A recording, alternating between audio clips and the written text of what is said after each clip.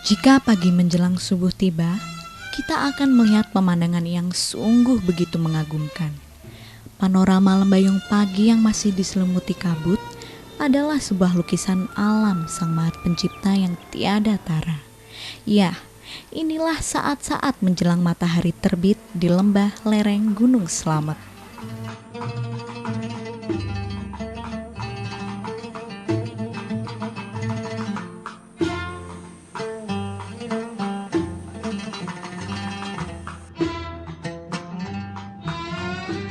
Gunung Slamet mampu memberikan kesejahteraan bagi masyarakat sekitarnya. Tanaman hijau yang terhampar luas adalah anugerah Sang Maha Pencipta. Sebuah karunia alam, lembah yang indah, udara yang sejuk, tanah yang subur, dan air yang berlimpah. Para petani di Kecamatan Sirampok, Kabupaten Brebes ini sepantasnya memang bersyukur karena anugerah alam ini menjadi sumber penghidupan mereka, sehingga mereka mencapai tingkat kesejahteraan yang baik. Usaha pertanian mereka semakin menggeliat berkat peran Pondok Pesantren Al-Hikmah II yang hampir puluhan tahun terus mendampingi para petani.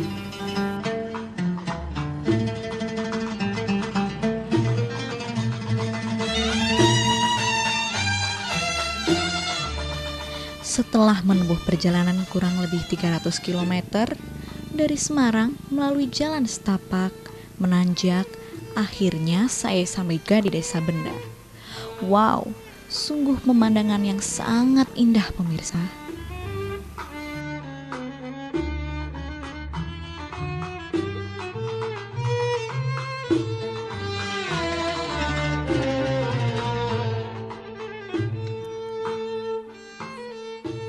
Ya, Assalamualaikum warahmatullahi wabarakatuh pemirsa. Kita berjumpa lagi di Jalan-Jalan Islami Persembahan TVRI Jawa Tengah. Bersama saya Dita Ketawa di sini. Kali ini saya akan mengajak pemirsa melihat lebih dekat kegiatan di Pondok Pesantren Al-Hikmah II. Tepatnya di Desa Benda, Kecamatan Sirampok, Kabupaten Brebes. Tempat persinggahan saya kali ini.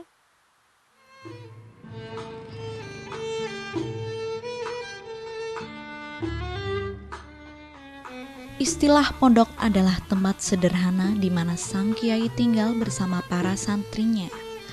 Kompleks sebuah pesantren pada saat ini telah memiliki gedung-gedung selain untuk asrama, juga rumah sang kiai pengasuh pondok pesantren.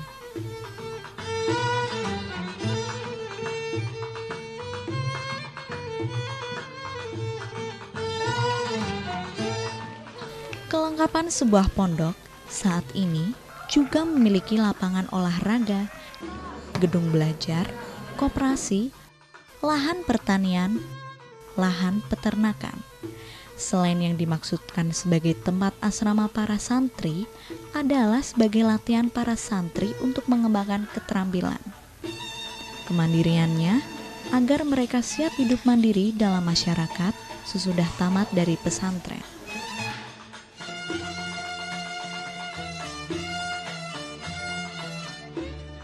Udara segar alam pegunungan dan sawah yang membentang sejauh mata memandang senantiasa mampu menyatukan hati dan pikiran. Suasana sejuk mengelilingi Pondok Pesantren Al-Hikmah II yang terletak di Desa Benda, Kecamatan Sirampok, Brebes, Jawa Tengah. Ada ribuan santri tinggal di sini. Mungkin jika aku menjadi santri di sini, penuh kekeluargaan, bersahaja, ramah, dan wow, kondisi alam yang sejuk akan menjadikanku betah tinggal di sini. Perkembangan keberadaan masyarakat di Kecamatan Sirampok tidak terlepas dari adanya perjalanan sejarah pondok pesantren ini.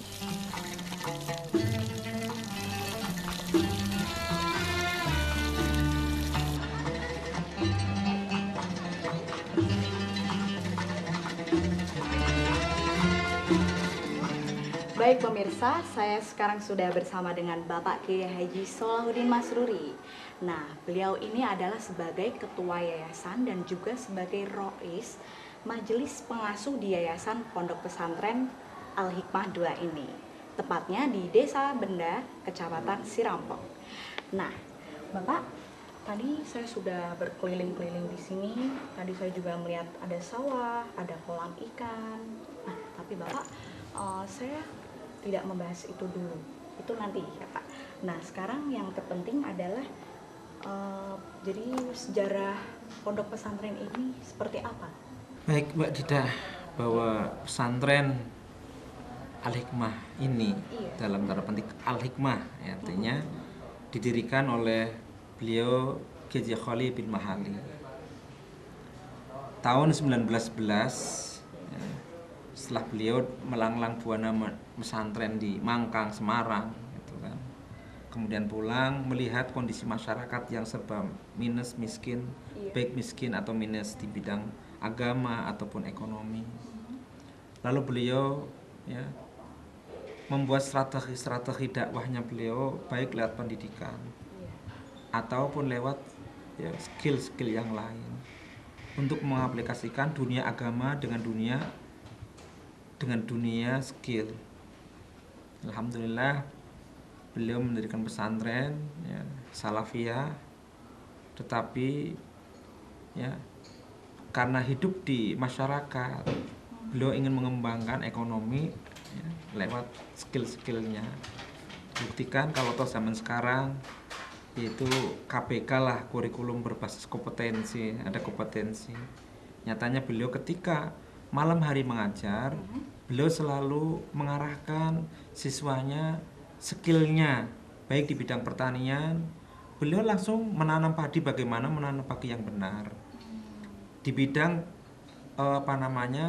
ulu-ulu lah istilahnya, perairan, juga beliau langsung terjun langsung membuat irigasi. Itu memang bahwa masyarakat mengakui betul karya beliau terhadap masyarakat. Ini makanya beliau selalu membuat moto pesantren harus berkiprah untuk bangsa ini. Ya. Motonya diantara lain misalnya at-tarbiyah, yakni pendidikan karakter, ya, karakter building. Kemudian at-ta'lim, ya, belajar, tolabah, ya. Kemudian ad-dakwah Islamiyah, semuanya ada nilai dakwahnya. Baik itu di bidang pertanian, ada nilai dakwah di sana. Di bidang pertukanan ketika itu ada nilai dakwahnya. Sehingga mereka masyarakat, alumni punya pekerjaan tetapi ada punya nilai dakwahnya. Persalinan berjalan dari tahun 1911 sampai ya agresi Belanda. Yang terakhir yang tahun 48 kalau nggak salah itu, menurut sebuah cerita, pesantren ini dibom. Yang jelas kalau menurut catatan dari simbah-mbah itu di tahun perjuangan lah istilahnya itu kan 45, 48 sampai 50. Tahun terakhir ya di bom tahun 48, pesantren ini sempat vakum. Santri sempat bubar. Lah para putra-putra beliau, putra Ki Khalil, itu ada banyak yang ngungsi lah kalau bahasanya ya, ngungsi ke Brebes, ngungsi di Tegal, mencar-mencar. Ya, mencar-mencar, mengamankan sendiri, bahkan banyak yang korban, diantaranya ada Mbah Miftah yang meninggal, terus Mbah Mukhtar juga meninggal di Berdil habis. Itu kemudian dari situ murid menantu dari keponakannya Kiai Khalil, ada yang namanya Mbah Fauzan Rembang, ya belajar sini untuk membangkitkan kembali pesantren yang dulu benar-benar hancur. Ya. Dari situ dengan alumni yang sudah ingin mengabdikan diri pada Kiai Khalil, mengabdikan diri dengan Kiai Suhaimi, karena putra-putra beliau kan sudah mencar-mencar. Dari alumni inilah yang semangat untuk merintis kembali. Alhamdulillah di tahun 50-an itu ya beberapa alumni dari Abu Yaqi Suhaimi, dari murid-murid Kiai Khalil ya, itu pengen mengabdikan diri, ya, mendirikan namanya Diniyah Salafiyah sampai, ya, sampai tahun 65. Dari mulai 68 sampai 65 itulah dipangku oleh sebagian para alumni-alumninya Kiai Khalil, sebagian alumni-alumninya Kiai Suhaimi, mengabdikan diri. Baru masyarakat berpikir untuk, ya, melanjutkan eksistensi pesantren ini paling tidak di terahnya Kiai Khalil.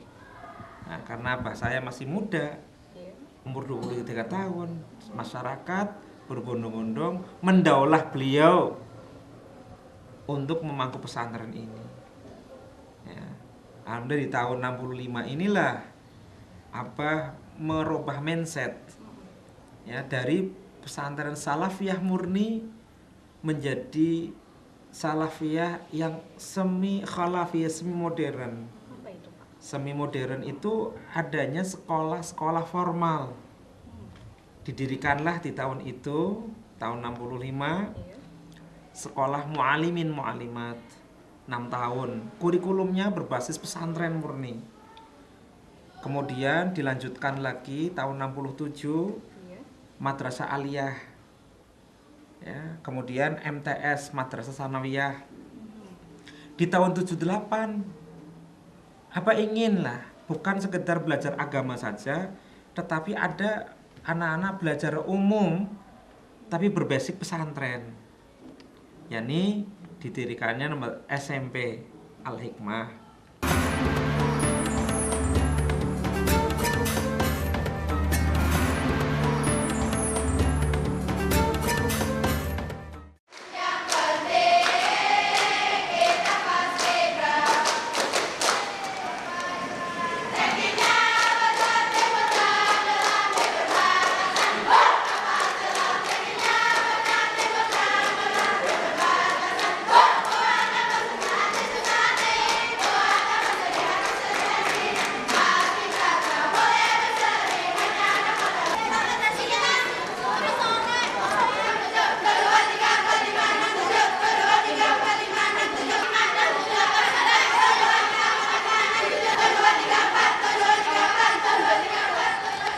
Pesantren dengan lahan seluas kurang lebih 8 hektar, sarana dan prasarananya sangat lengkap. Sebagian lembaga pendidikan formal sangat lengkap di pesantren ini, yaitu TK Rodatul Atfal, Madrasah Ibtidaiyah 1, Madrasah Sanawiyah 1, Madrasah Sanawiyah 2, Madrasah Sanawiyah 3, SMP, SMA, MAK, Madrasah Mu'alimin Mu'alimat, Ma'had Ali, STM, SMEA, STAISA, STAIBN, SMK Farmasi Wicaksana Al-Hikmah 2, dan gedung sekolah maupun perkuliahan perguruan tingginya sangat representatif.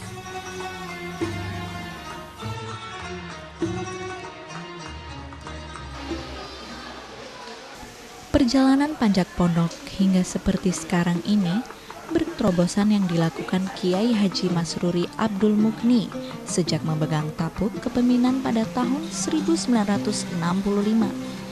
Apalagi pada saat beliau dirawat di rumah sakit, sepulangnya dari rumah sakit didirikannya sekolah tinggi keperawatan yang kini terus berkembang. Terobosan banyak dilakukannya dan keberhasilan telah tampak nyata sampai akhirnya beliau dipanggil Yang Maha Kuasa pada tahun 2011.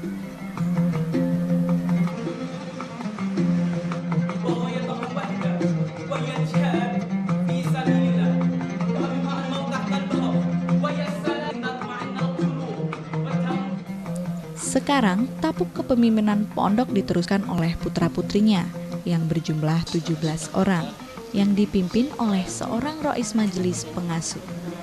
Dan di antara 17 orang saudara, sebagai zuriyah Kiai Haji Masruri Abdul Mukni. Penerus pondok, pemegang amanah, 2 di antaranya sudah lebih dahulu, mendahului menyusul ayah ibundanya tercinta.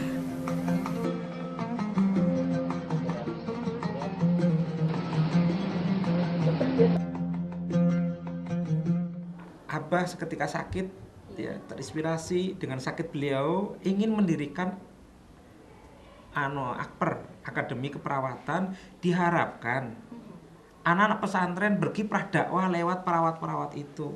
Makanya di sini perawatnya wajib hafal Al-Qur'an. Itu ya, artinya SMP-nya juga harus ngerti kitab. SMA-nya juga ngerti Quran. Kita ada memang SMA berbasis tahfidz Quran. Ngapalin Al-Qur'an tapi sekolahnya umum. Paling tidak ada tadi moto at-tarbiyah, at-ta'lim wa dakwah. Kalau tuh dia jadi dokter bisa dakwah. Subhanallah ya Pak. Iya, kalau tuh dia jadi keperawat bisa dakwah di sana. Dakwah itu tidak harus dengan sebuah kitab, manggung, tidak. Dakwah itu Rasulullah itu adalah dakwahnya dengan hal, dengan perilaku, uswatul hasanah. Inilah yang diterapkan oleh tinggalan Ki Khalil, kemudian dilanjutkan oleh orang tua kami Ki Haji Masyuri bin Abdul Muhni dimulai tahun 65 sampai 2011.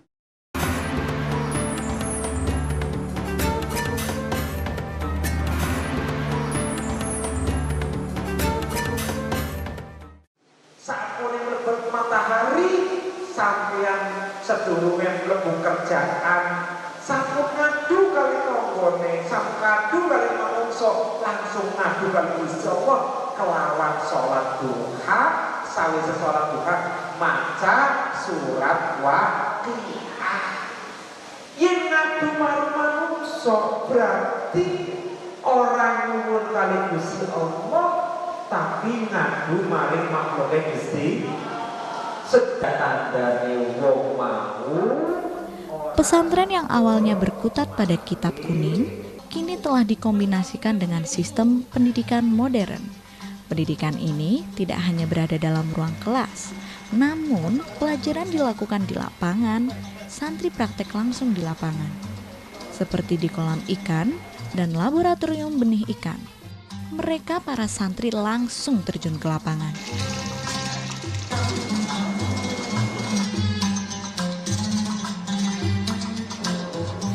Ilmu pengetahuan adalah sesuatu yang bisa berguna dalam menghadapi kehidupan keseharian.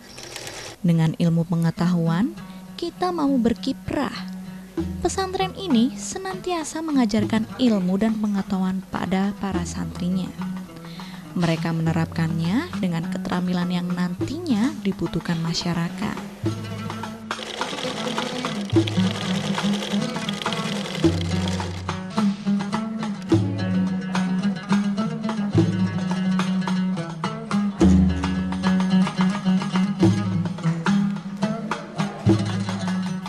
Pemirsa, saat ini saya berada di tengah santriwati di ruangan praktikum tata busana. Ya, mereka yang sudah diajarkan teorinya, kini praktek merancang busana dan keterampilan menjahit. Hasilnya, wow.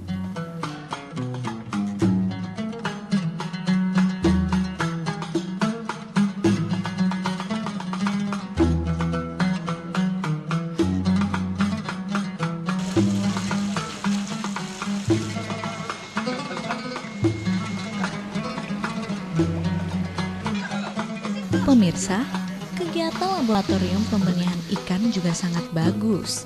Para santri terus berkutat mengadakan penelitian benih ikan.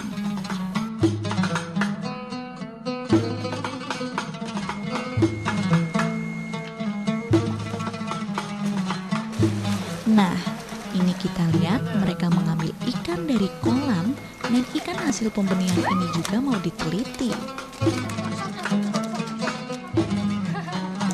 Wah, ikannya sungguh besar pemirsa. Inilah hasil kegiatan santri dalam budidaya ikan air tawar dan pembenihan ikan.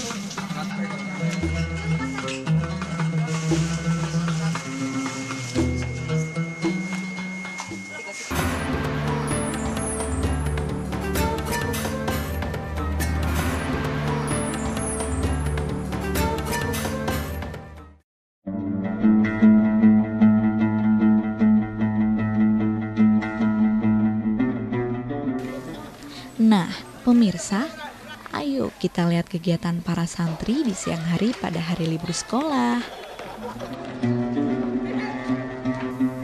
Mereka memanfaatkan berbagai macam kegiatan. Ada yang berolahraga,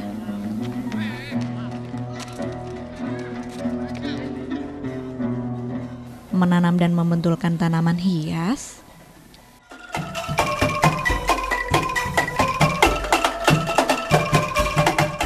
yang ini lagi latihan musik sebagai pelepas kepenatan mereka yang setiap hari menerima pelajaran di madrasah atau sekolah.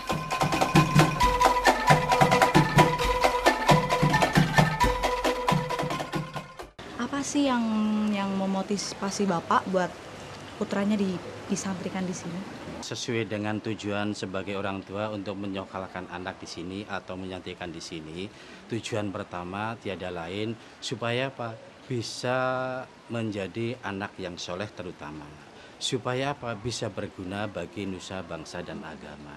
Itu yang diinginkan oleh orang tua. Karena saya berasal terus terang dari jauh, dari Lampung.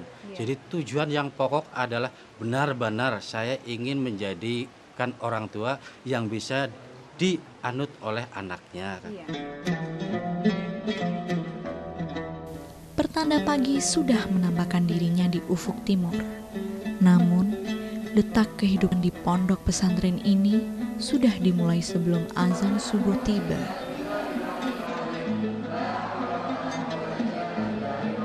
Pengajian yang wajib diikuti seluruh santri pada sehabis sholat subuh adalah pengajian motonan, pengajian Al-Quran, dan sorogan. Tradisi pendidikan kepesantrenan masih terasa kental di pesantren ini. Ceramah dan pengajian salafiyah